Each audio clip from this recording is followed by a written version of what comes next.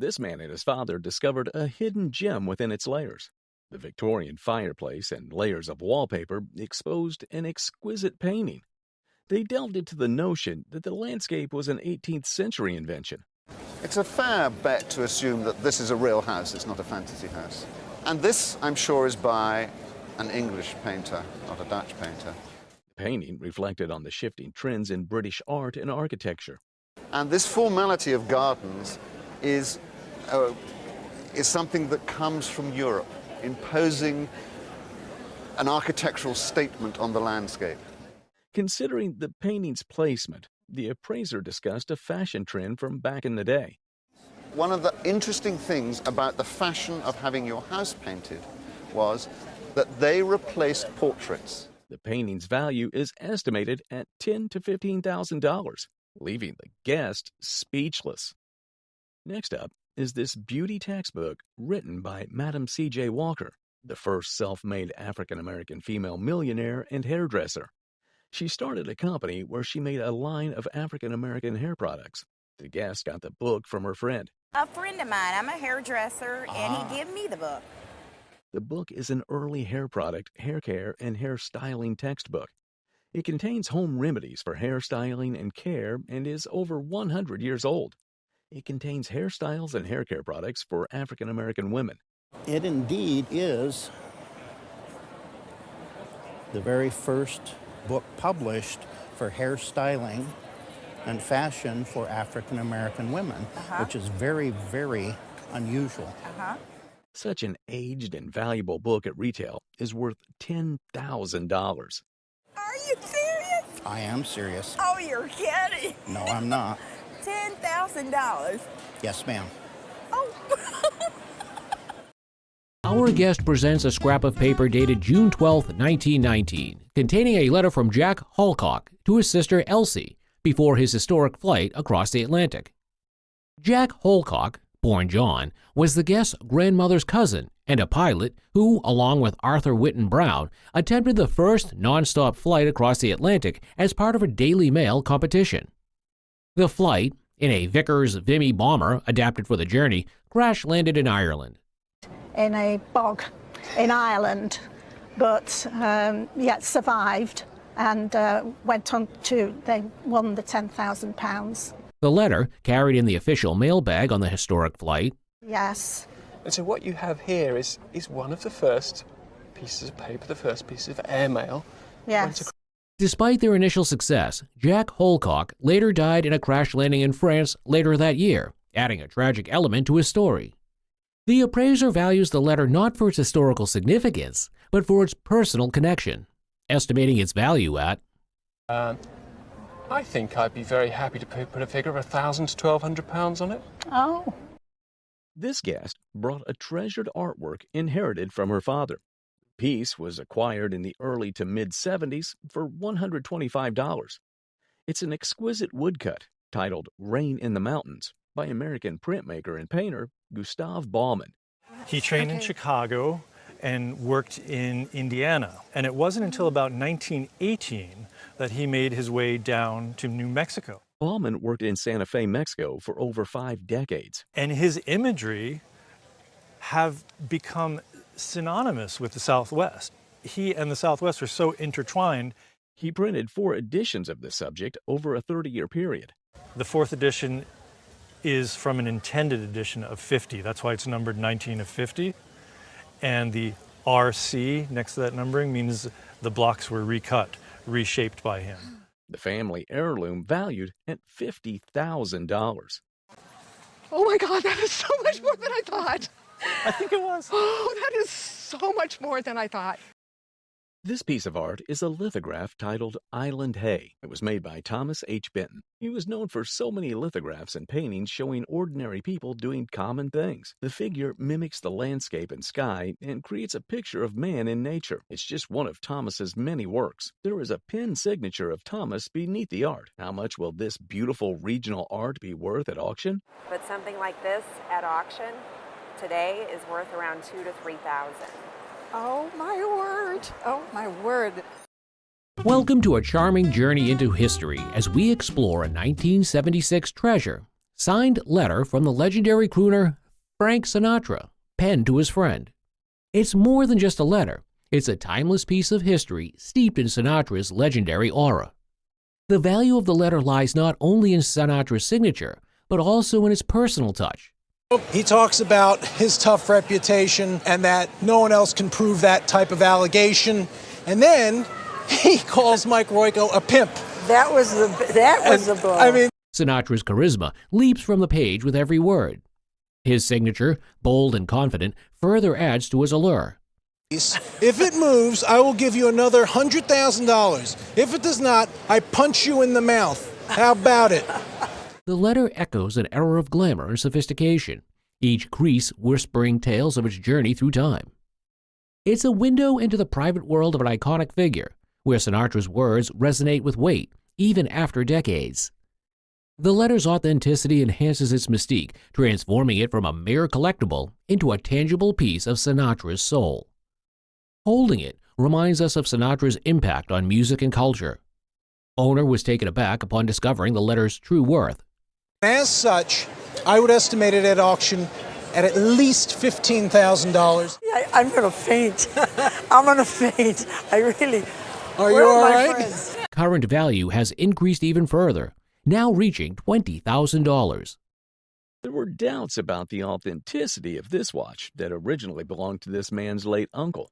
It turns out to be a significant Swiss Rolex, known as a red sub, introduced in 1966. The word Submariner is written in red on the dial. It was introduced in 1966. This model, dating around 1970, featured the first Cyclops crystal for magnifying the date.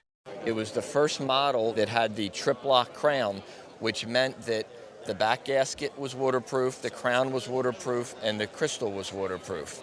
The watch he thought was fake has an estimated value of somewhere in the $6,000 to $8,000 range. Oh, really? This is the real deal. That's great.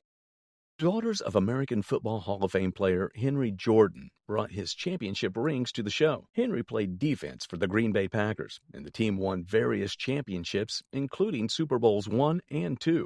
The wives of the team players were also given championship bracelets to match the rings. At auction, combined, this would bring $75,000 Really? to $100,000. Wow. We think insurance value is between $150,000 to $200,000. This is a collection of materials recovered from the Hindenburg wreckage. Our guest acquired these items from his father. And when the Hindenburg crashed in Lakehurst, New Jersey, his unit was sent to guard it until they had the investigation about why it crashed. Some of the guys picked up some of the stuff they were throwing out. So he could pick whatever he wanted? Yeah. The Hindenburg disaster was an airship accident that occurred on May 6, 1937 in New Jersey. The LZ-129 Hindenburg was a German commercial passenger-carrying airship regarded as the largest airship by enveloped volume. This grouping consisted of a pull rope, part of a metal structure, a canvas from the skin of the airship, and a melted window part. This collection holds significant importance to the Hindenburg disaster, with most of the content being authentic. I would say we're somewhere in the $5,000 to $7,000. And this beautiful glasswork was acquired for $125 by its owner. It's a Titania vase produced by an Australian company, Johann Loetz Titania, a glass collection company. The company produced various designs of glassworks with different color combinations. The vase is overlaid with silver. At auction, this piece could be worth $5,000. Wow, that's terrific. Thank you. You're welcome. So my $125 investment was good. It was a very good investment. This captivating artwork unravels the intriguing history of its painter, Leonora Carrington. Carrington's early life and her personal struggles reflected in her art. You mentioned she did go to Mexico, and that's where she did most of her work. Not till after the war, she had her first showing down here. She signed Leonora Carrington in 1961. Her personal life and artistic expression highlight the painting's significance.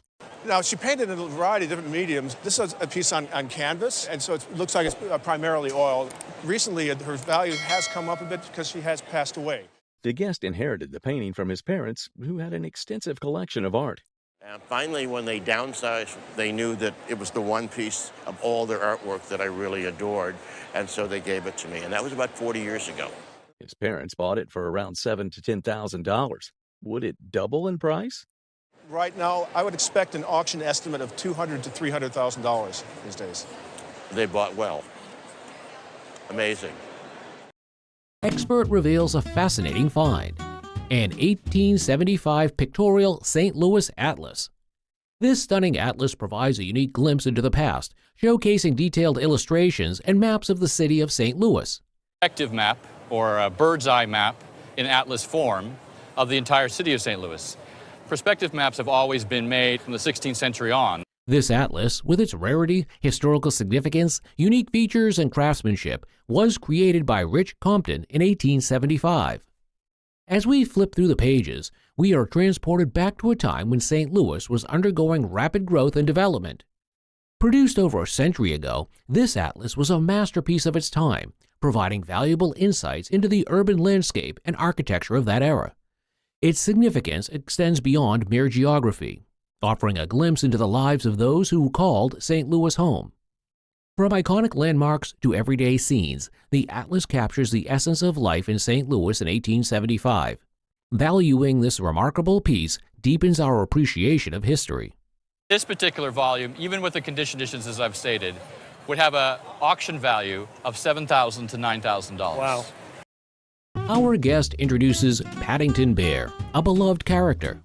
The guest acquired this Paddington from a charity shop many years ago and have always been a fan of bears.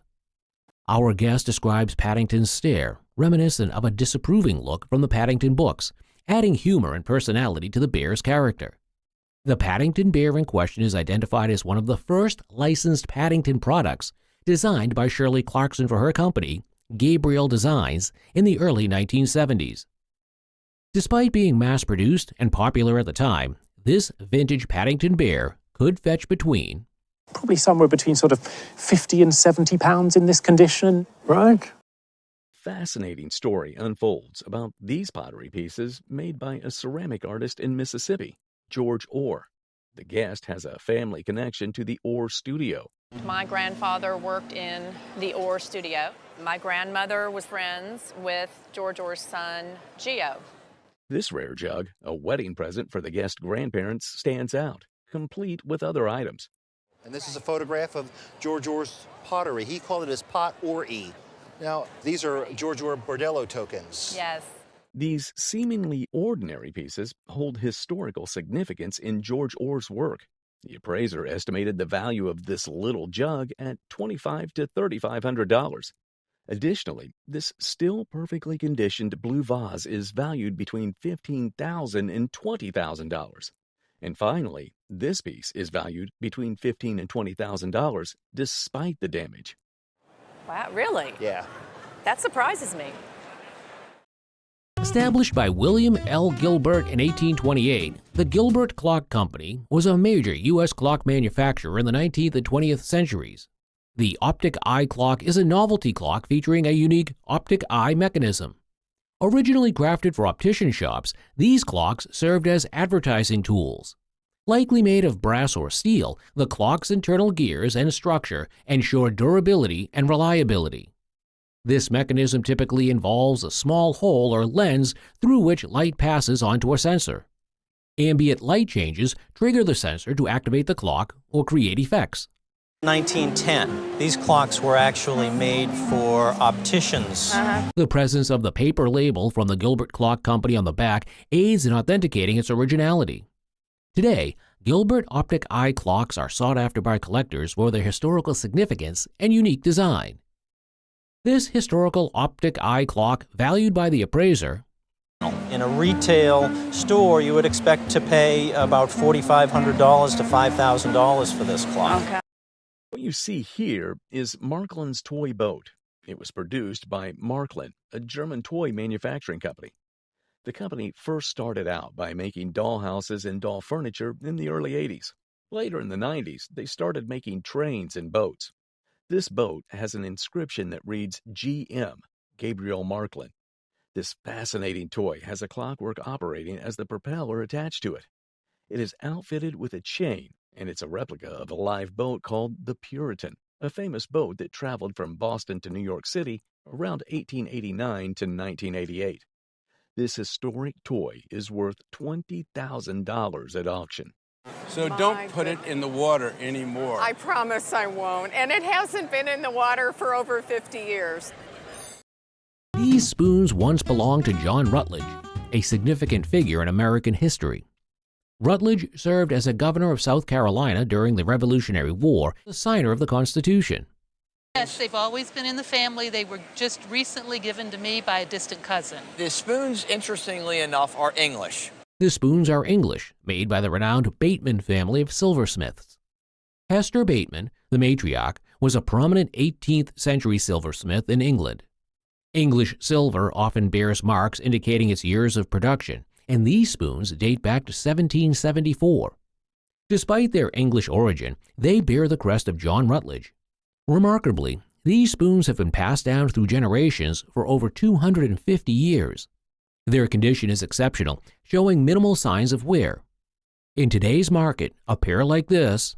In the market today, a pair like this in a retail setting, especially in South Carolina, would probably sell somewhere in the $6,000 to $7,000 price range. These rings were passed down from the guest mother. They're probably from two different periods. This 1970s gold band ring has rather gray centers, as it simply had single-cut diamonds. When you get a diamond that's a single cut, the value of it is considerably lower than it is for the full brilliant cut. But how much would its value be? This 1970s gold band ring with straightforward single-cut stones, if I was selling this in auction, I might expect to get, I don't know, maybe around about £300 for it. On the other hand, this brilliant cut diamond ring was from the same inherited collection. It's a brilliant cut diamond that weighs around about 1.8 carats. The intricate platinum and gold setting enhances the ring's beauty. A diamond is highly valued when it is white and flawless. This one is quite severely flawed, so it's probably worth in auction around about maybe £1,400, £1,500. Really? Yeah. Good heavens. Crafting a vintage circus lion's head demands careful attention to nostalgic detail and artistic precision. In that era, circuses dazzled with acrobatics, clowns, and the majestic presence of trained animals, captivating audiences. Lions, symbols of strength and majesty, were central to circus performances. Given its lightweight nature, a papier-mâché circus lion's head offers versatile opportunities for display and use. Equipped with papier-mâché, wire mesh, and faux fur as materials, taxidermized eyes instead of painted ones, which adds authenticity, evoking excitement and wonder. Each stroke of the sculptor's hand brings life to the features, from the fierce gaze to the noble mane. The appraiser valued the item with keen precision. If you were to see this in a retail shop, that this probably would sell somewhere in the $2,000 to $3,000 range. We are featuring a collection of vases. These vases are called Moorcroft vases, created by the British pottery manufacturer Moorcroft, founded in 1913 by William Moorcroft. William was a British artist and potter renowned for his exceptional talent. He was made Potter to the Queen by Queen Mary in 1928. Moorcroft pottery is renowned for its distinctive and intricate designs, as exemplified in this collection. Moorcroft vases are typically known to be relatively heavy because they are made from earthenware. Faking and forging Moorcroft wares, but in particular, and one of these examples is amongst us, there was a batch that came out in the late 1990s. These vases bear Moorcroft's signature at the base, proving their authenticity. Although one of the vases seems to be fake, original Moorcroft vases of this quality at an auction will be worth at least. You'd be looking £1,500, £2,000. For many history fanatics, reading this letter, signed by Theodore Roosevelt, one of the United States presidents, would feel like a dream come true. Since this letter offers many folks the chance to experience what it felt like to be the President of the United States, this letter is therefore special. Sure, this is it's my husband's piece, and he's quite a history buff and particularly interested in Theodore Roosevelt. For many who don't know, Theodore Roosevelt was the youngest president in U.S. history, and he was inaugurated at the age of 42. So reading this letter signed by Theodore, who was a young president at the time, would serve as a historical event. Hence, due to the fact that Theodore was a respected statesman, and that this signed letter by him depicts an integral part of the American history, this letter auctions for. Well, in auction values, I would say that it is in the neighborhood of $25,000 as an auction estimate. Sterling silver salver and apron was presented to the man's great-great-great-great-grandfather, the former chairman of the Royal Bank of Scotland. Seeing it through its most difficult financial crisis, and in gratitude, the board of directors of the bank presented this to him. These items were originally evaluated around 1980 for approximately $15,000. Silver that the year before might have been $6 an ounce, overnight rose to $50 an ounce. Crafted in Edinburgh in 1812, the silver set is adorned with hallmarks, aligning seamlessly with its historical context. The value of this family heirloom was... If these came up at auction, I would expect them to sell together in the range of about $12,000 to $18,000. A fine piece of furniture is presented today in the form of a table. Our guest received this piece from her mom. The piece is a Korean lacquer table and features designs of East Asian origin. It is Korean. Oh, cool. The decoration is so striking. A dragon, phoenix. Painted in dark caramel and infused with gold, this piece has a rope twist brass border. The dark color of the lacquer gives us insight into the time of its craftsmanship. This table, which is from that period, 1910 to 1945. A piece of this quality, giving us insight into the history of Korean society, would auction for... For insurance purposes, I'd value this at $3,000. Wow. Oh my goodness. What we have here is a beaded purse, originally belonging to the guest's great-grandmother and was purchased in 1931. This purse features an 18-karat gold adorned with jade plaques. Another standout feature is the lovely beaded panel. Additionally, it has winged griffins both at the front and back. This beautiful bag at auction would fetch a good amount of about... And I would place a retail value on the bag between $4,000 and $5,000. Showcased on the show today is an elegant Russian silver gilt and enameled egg, acquired by our guest from her grandmother. Inscribed at the front of the egg is Christos Voskaris, which translates to Christ is risen in English. This exquisite piece is crafted from silver and Champleve enamel. Furthermore, it was produced by a firm called Klebnikov in Russia. Which is one of the real important names in Russian jewelry. Klebnikov was an imperial court jeweler. Additionally, opening the egg reveals the gilt silver wash and Russian silver hallmarks with the marker visible within bearing the initials IKH. In the Russian initials. Now, even though Ivan Klebnikov was originally from St. Petersburg, he moved and set up shop in Moscow in the 1870s. At auction, this egg, with its well-preserved condition and intricate designs, is estimated to be worth... I would put an auction estimate of about $2,000 to $3,000 on it. The guest brought in a miniature dinner set acquired by her mother in 1968. Really are the most exquisite quality. It was identical to one in Queen Mary's doll's house, a renowned national treasure. The appraiser shared background information about Queen Mary's doll's house, which was designed by Sir Edward Lutyens. They discussed the exquisite quality of the miniature pieces and their royal provenance. The intricate pieces in a small size were made by Minton's Limited. The set presented included 18 miniature plates, 3 sauce tureens, a sauce boat, and platters of various sizes. Identical to its sister set, the miniature plates had Queen Mary's cipher written on them in 22-karat gold. The appraiser highlighted the intricate detailing and marvelous gilding of the piece. Given the rarity and historical significance of the tea set, the suggested value stunned the guest. I'm going to say that this service is worth £7,000 to £10,000. Today's episode features a Gibson ES-335 guitar. The guest exchanged a 1939 Chevrolet for it in 1971. The owner, who originally purchased it in California, played country and western music, while the guest plays rock and roll and country and western with it. I haven't used it in some years, but back in the 70s I did quite a bit. Played a lot of barn dances. This guitar stands as one of the 2 iconic classic guitars, blending the solid body and the hollow body to offer the best of both worlds. B.B. King, Keith Richards, but it was really championed and became really popular. It effectively eliminates the feedback often experienced with hollow-bodied guitars. Introduced in 1958, it underwent several variations and featured different pickups over time. On it had what was called PAF pickups, and they discontinued those in 1962 and went with these. This model was favored by numerous famous artists, gaining popularity when Eric Clapton began using it. Available in various color variations, this particular one boasts a regular sunburst finish. Although its value decreased in 1992, this unique guitar now holds significant worth. Guitar at a retail price would be $12,000 to $12,500.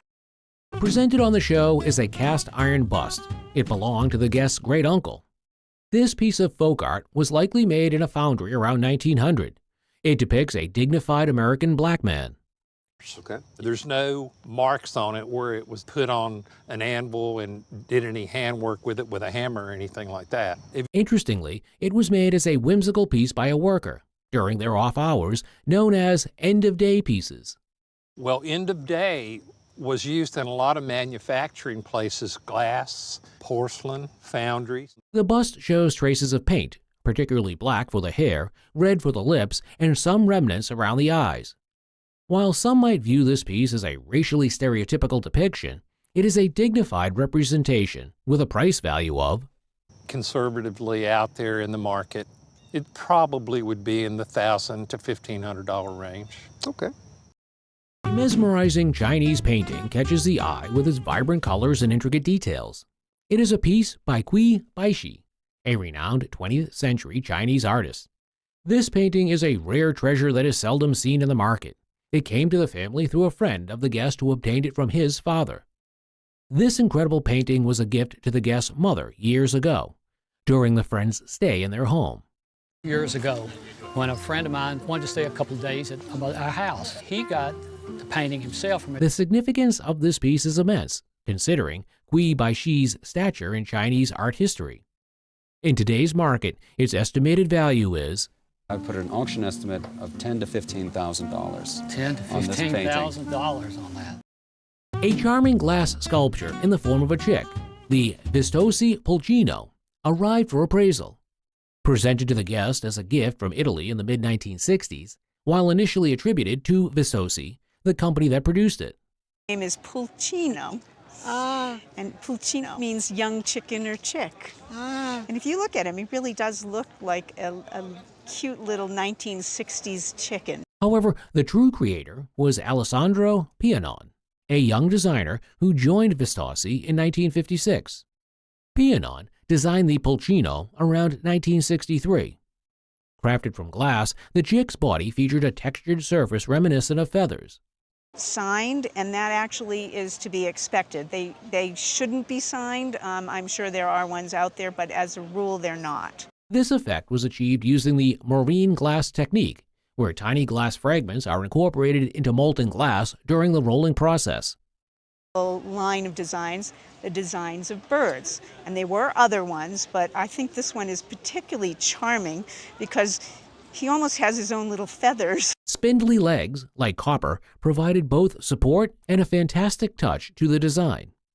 The retail value of this incredible sculpture is estimated at around, in a retail venue, this would sell in the neighborhood of $7,500. Oh my goodness.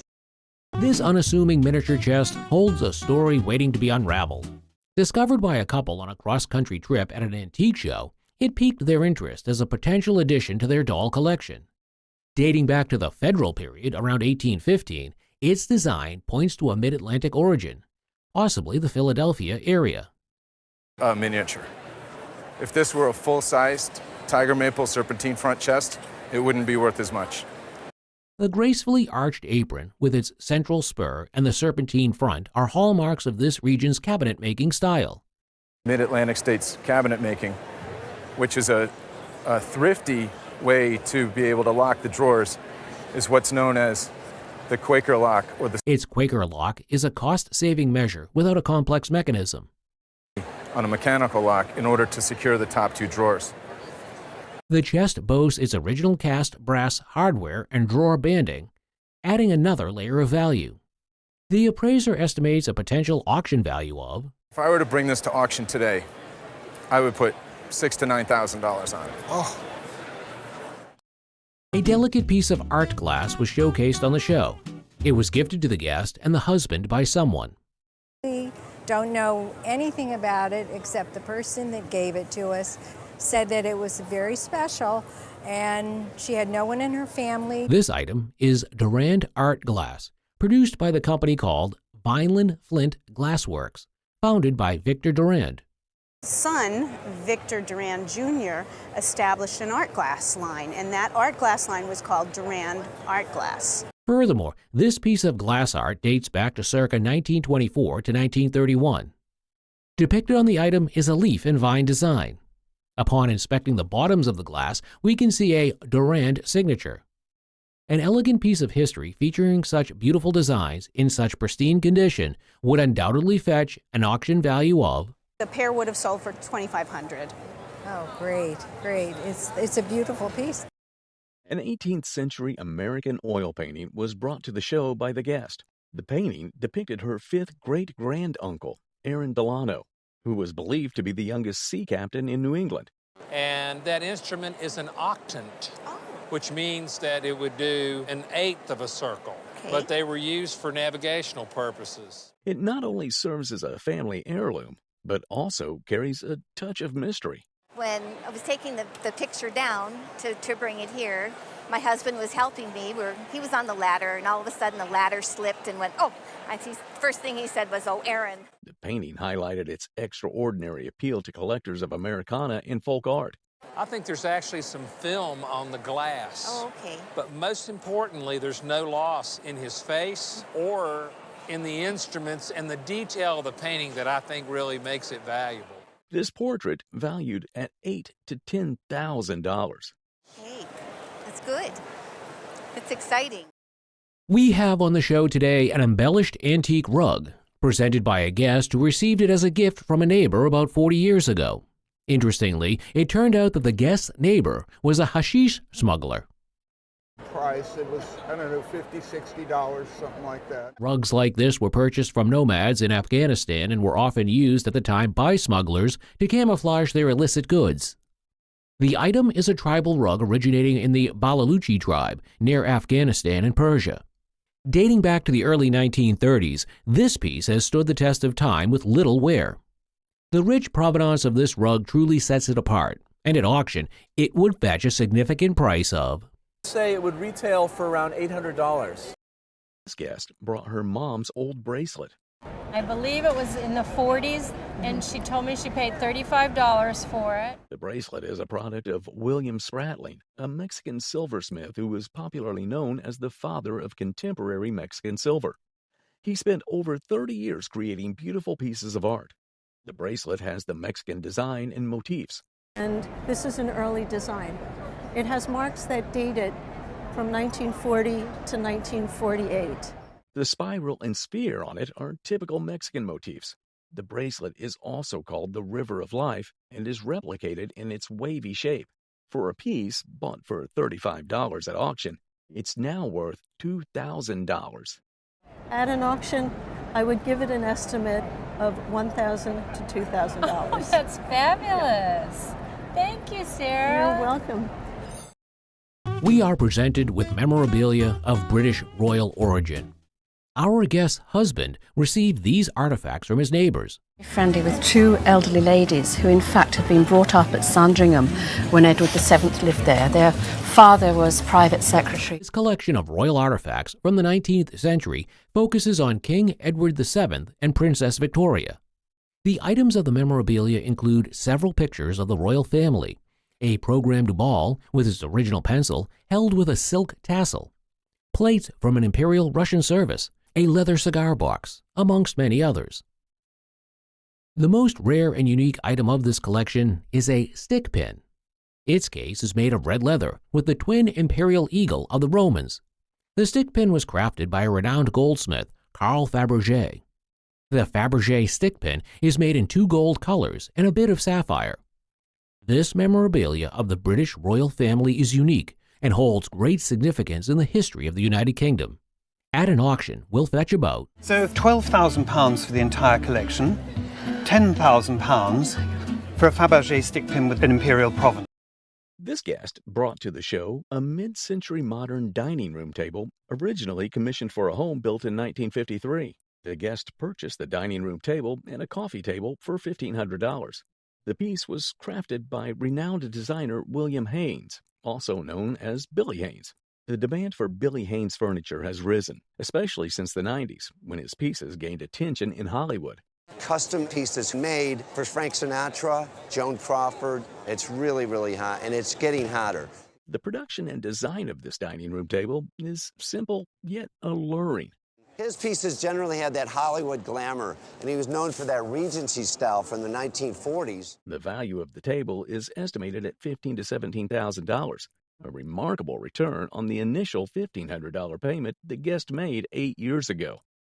Right here is a Newcomb College pottery. The guest inherited it from her mother. Most Newcomb pieces are typically blue and green, often with pale colors. Newcomb tends to be blue and green. Those are the colors they used, and very often the blues and the greens are pale. This is a bright mint green. The pottery is known for its distinctive style, which features intricate designs. It has the typical Newcomb marks on the bottom, the Newcomb College NC mark, the artist Anna Frances Simpson. As seen, the covered potpourri jar color mimics fuchsia blossoms. Also, the trivet is larger than usual, with a thick round rim, oak and moss design, showing deep rich blue colors. Additionally, the tile's design is botanical. However, both of these pieces are considered uncommon expressions of the common forms that have a combined value of... This is somewhere between $2,500 and $3,500 at auction. That's exciting. Good. The guest shared the story of receiving a print from her boss, who inherited after his uncle passed away.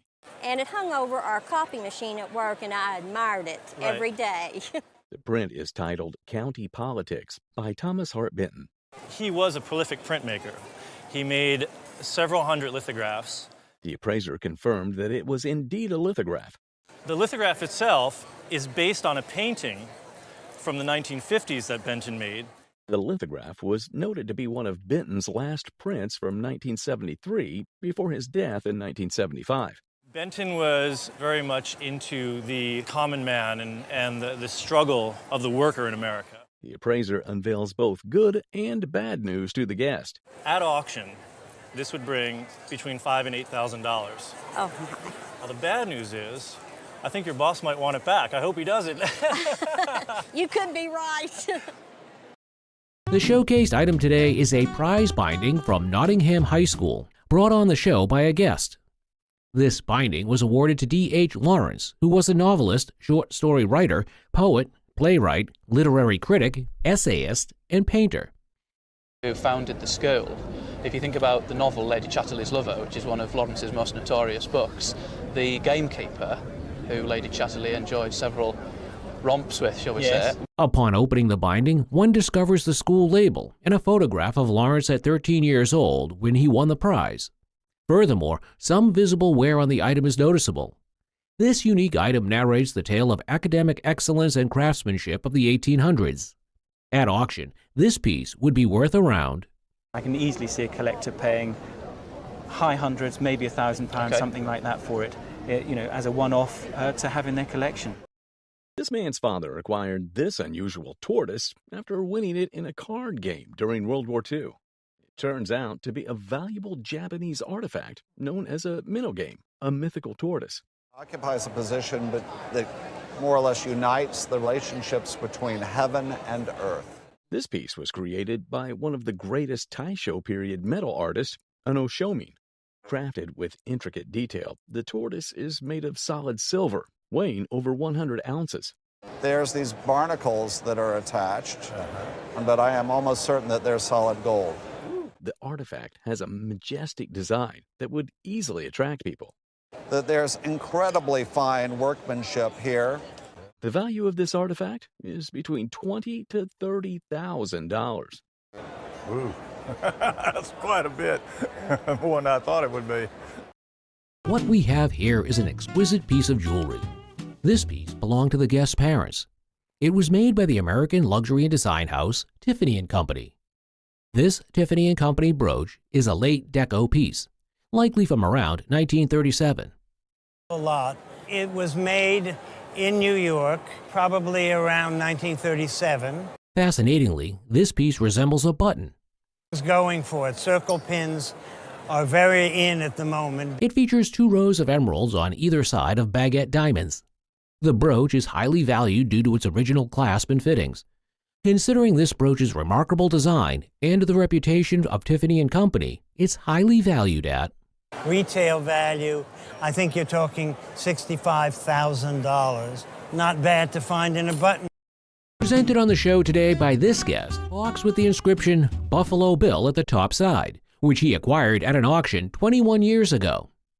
Contained within this box is the Buffalo Bill Wild West set, featuring figurines that depicts cowboys fighting, buffaloes, and Native American scenery. This set was made by the Heyday Company in Germany, circa 1903. Fascinatingly, this item is in pristine condition.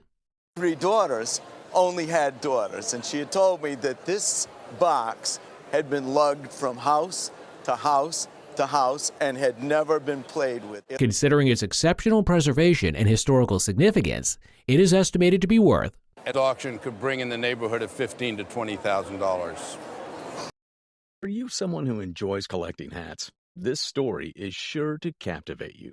This beaver hat was brought into the show with its original box. Hats like this with their hat box are not often seen. What you've brought to me today is from the 1830s. A rare blonde beaver pelt emanates luxury with its long nap. As we see, it's paper. This is leather here, and in later hats, it is all leather lined or silk lined as well. Unveiling moth damage along the rim and top tells a tale of generations wearing it. There's been no special maintenance. Unfortunately, that hat has been worn by me when I was 8 and 9 and 10, and by generations of children. The hat's preservation benefited from residing in the protective darkness of its hat box. How much would this hat be valued? At auction, together, I would expect this to be in the range of $2,500 to $3,500. Indeed. Our guest got interested in movie posters while in Cincinnati and visited a collector who had a Bride of Frankenstein press book on his wall. Initially not for sale, the collector later offered it to the guest for about 3 years, and despite the significant cost of $7,000, the guest decided to purchase it. The item is not a poster, but a press book, which is a booklet showcasing the ad campaign options for the movie. This press book is from the 1935 film The Bride of Frankenstein, starring Boris Karloff. To show all the different options that you had for posters, we're talking about The Bride of Frankenstein, 1935, Universal Pictures. Our guest was drawn to the press book because of its historical and aesthetic value. It might just be an ad campaign booklet, a press booklet, but it has some of the same graphics that were featured on some of the top. The appraiser notes that items related to films like Frankenstein and Bride of Frankenstein are extremely rare and highly sought after by collectors. It's actually not a poster, but I wanted to start with it on this side because you have it framed so we can see both sides of it. At auction, the press book could conservatively fetch anywhere from Today, conservatively at auction, we would expect them to estimate it anywhere in the $20,000 to $30,000 range. This guest brought to the show her collection of dolls given by her aunt, Dorothy Heiser, a prolific doll artist. And she was born in Pennsylvania about 1881, I believe, in what I've read. I think that's correct. Each visit from the guest was met with a thoughtful gift, a doll crafted by his talented aunt. Despite the challenges faced by women artists during her time, Dorothy excelled in crafting lifelike dolls. She was born in Pennsylvania about 1881. They're all sculpted in silk. These dolls, now revealed in their original boxes, spoke volumes about Dorothy's artistry. The largest doll estimated retail value between $5,000 to $6,000. On the other hand, the smaller dolls valued around $2,000. while the doll with extra clothing was appraised at a range of $1,000 to $1,200. Beyond its aesthetic appeal, carried the weight of rarity and personal connection to a truly special artist. The guest brought a Smith Miller Coca-Cola truck that he received as a Christmas present in childhood. His grandmother, who was very poor, received the toy as a random act of kindness from a banker in Great Bend, Kansas. The guest was only allowed to play with the toy indoors for the short periods of time which helped preserve its condition. The toy featured a cab-over-engine design, making it a rare and valuable collector's item. And here, you'd have two metal spikes that would keep it out from the wall. Now, when we look at the back of this, we can see that it's fitted for what's called a long pendulum. It was manufactured by Smith Miller Toys and was made of cast aluminum. Several years ago, I also brought in with the clock a newspaper clipping, which I think is from a Toronto paper. Smith Miller Toys started in the 1940s and was one of the first companies to make toys out of aluminum, but it closed down in the 1950s. The toy was in mint condition, still in its original box, and had a clear history of ownership, making it highly valuable to collectors. Due to its excellent condition and rarity, the appraiser estimated the toy's value at In its present condition, it's probably worth that, $1,500. A cherished vintage teddy bear was brought to the show by the guest. This bear, as you probably know, is actually made in Germany. Oh, I know that, yes. You do? Yes. And you know he's made by the firm of Steiff. This cinnamon-colored teddy bear was one of the most collectible colors of all the bears.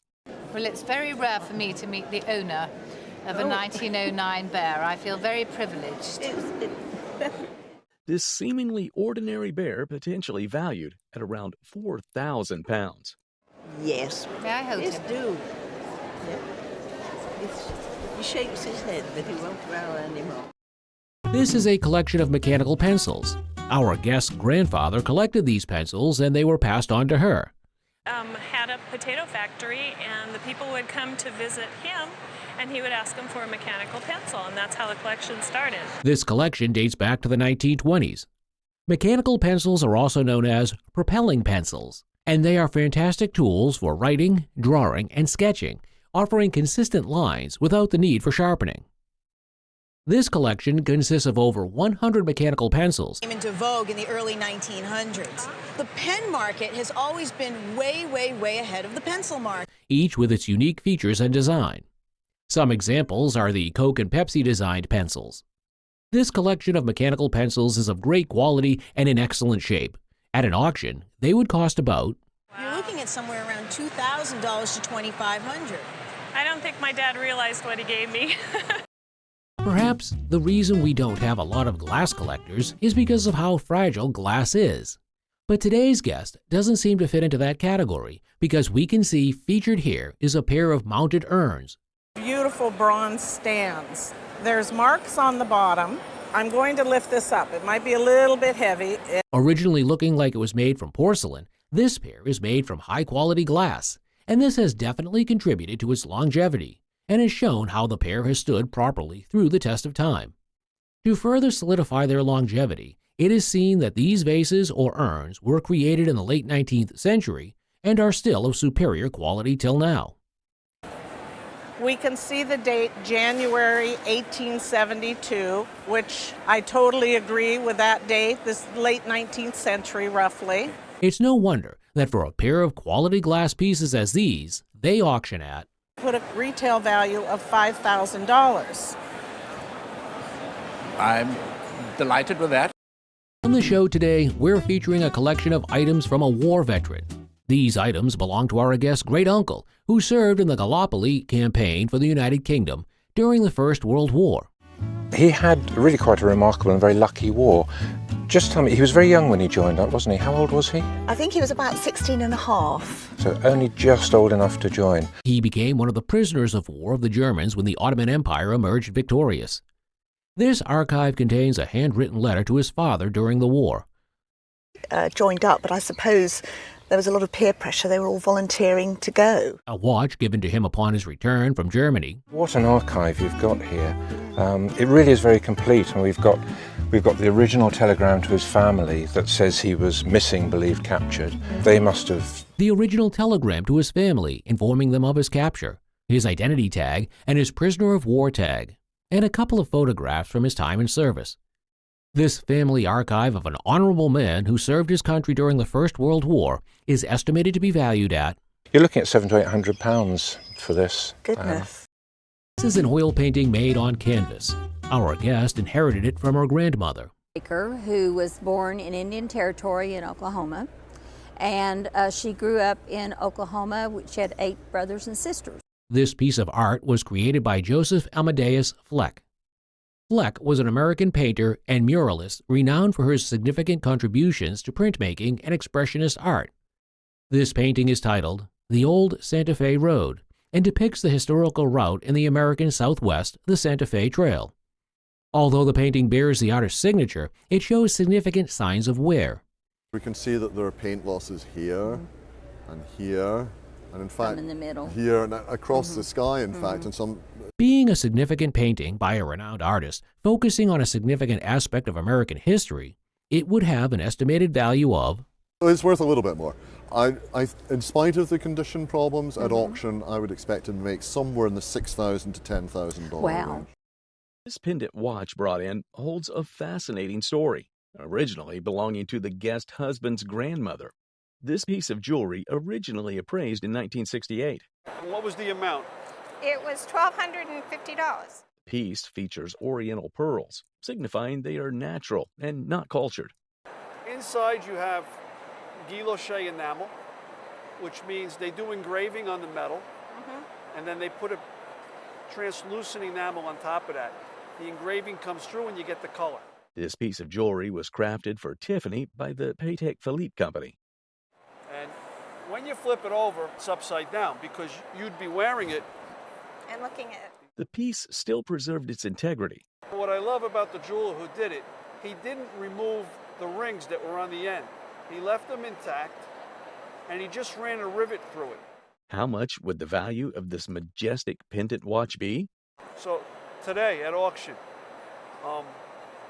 this is easy $8,000 to $10,000. Really? And that's an auction price. Guest brought a bronze piece inherited from his mother's side of the family. The piece was Boy on Trapeze Mechanical Bank, also known as French's Automatic Toy Bank. It was patented in 1891 by Barton Smith and produced for about 8 to 10 years. It featured a boy on a trapeze who revolves and deposits coins with a counterbalance mechanism. It became heavier, and it was heavier weight.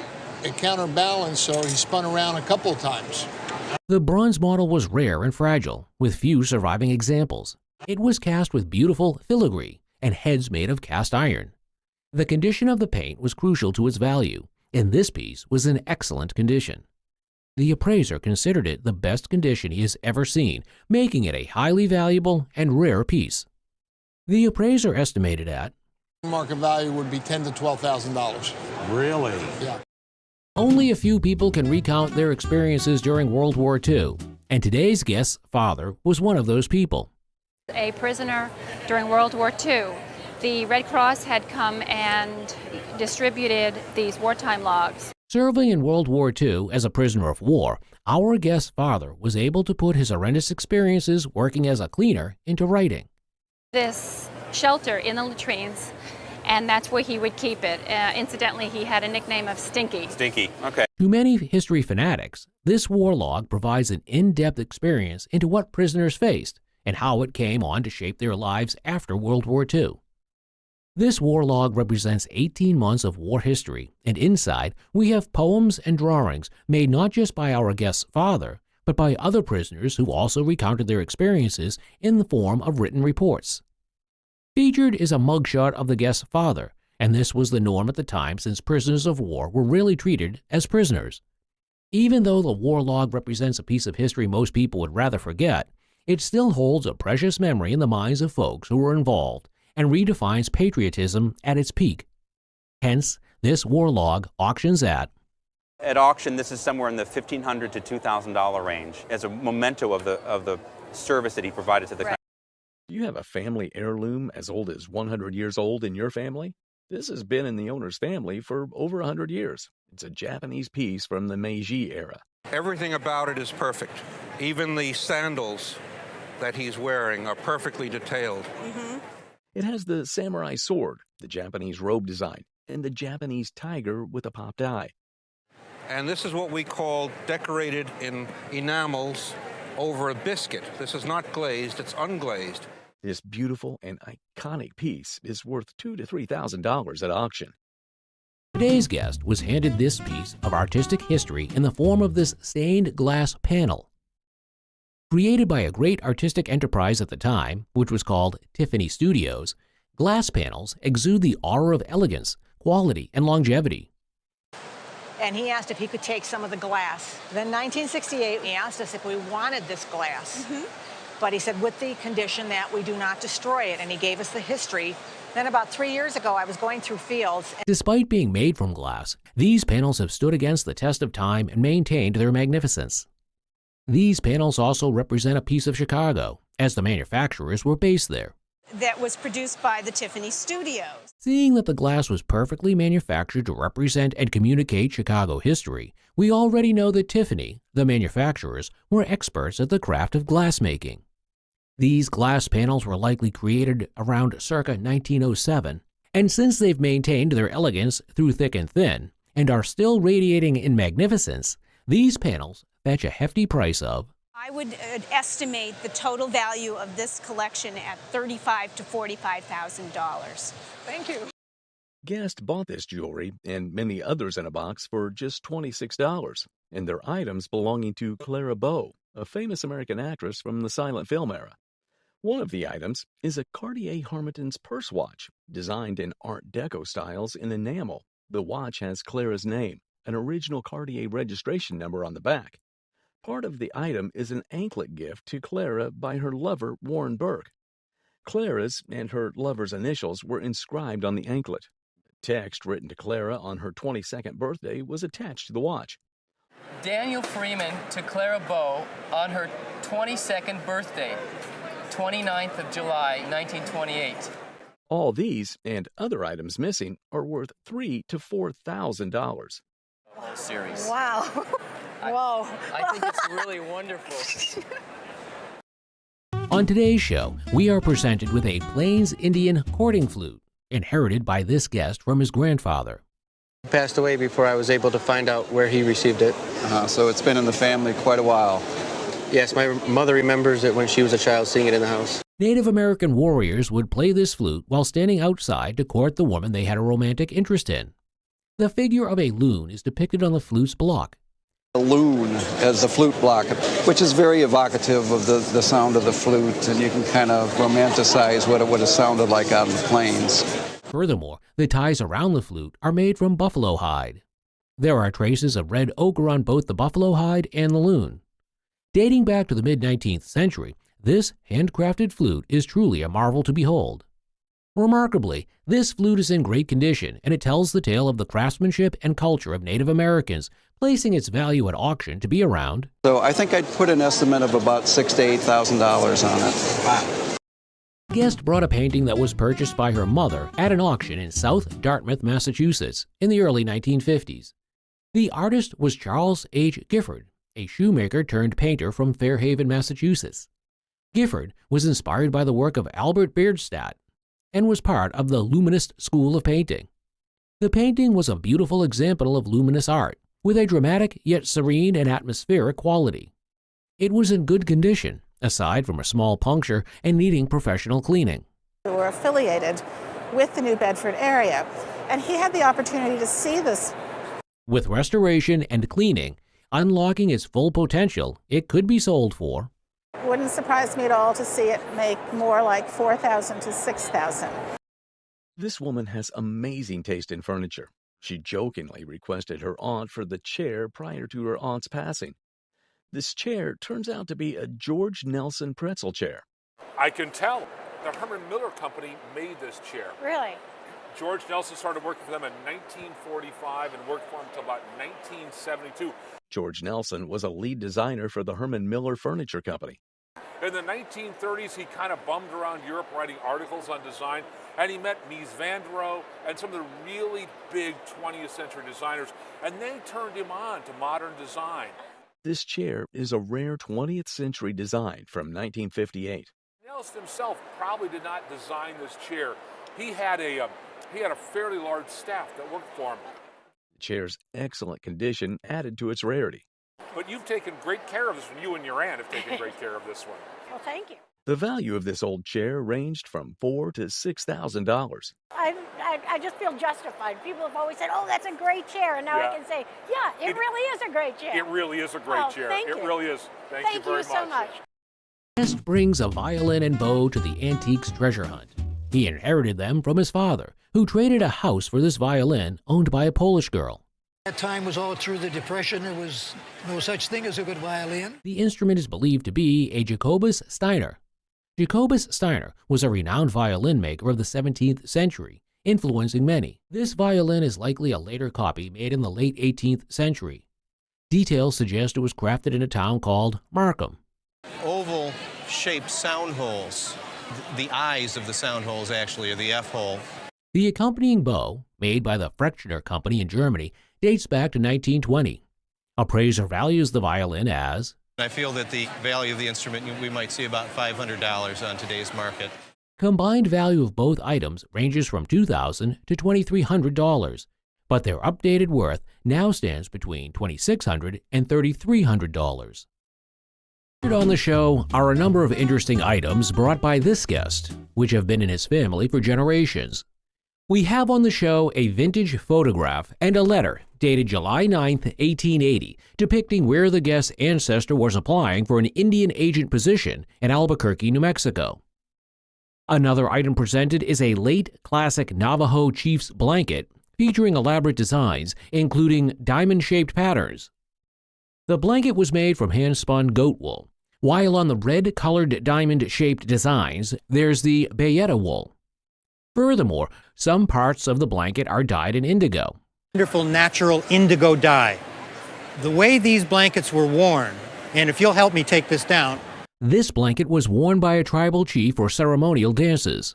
Such a blanket showcases the craftsmanship of the indigenous peoples, and with its rich history, it constitutes an important part of Native American culture. It is estimated to be worth... This blanket today would easily command between $20,000 and $30,000. Is that right? Yeah, it certainly was.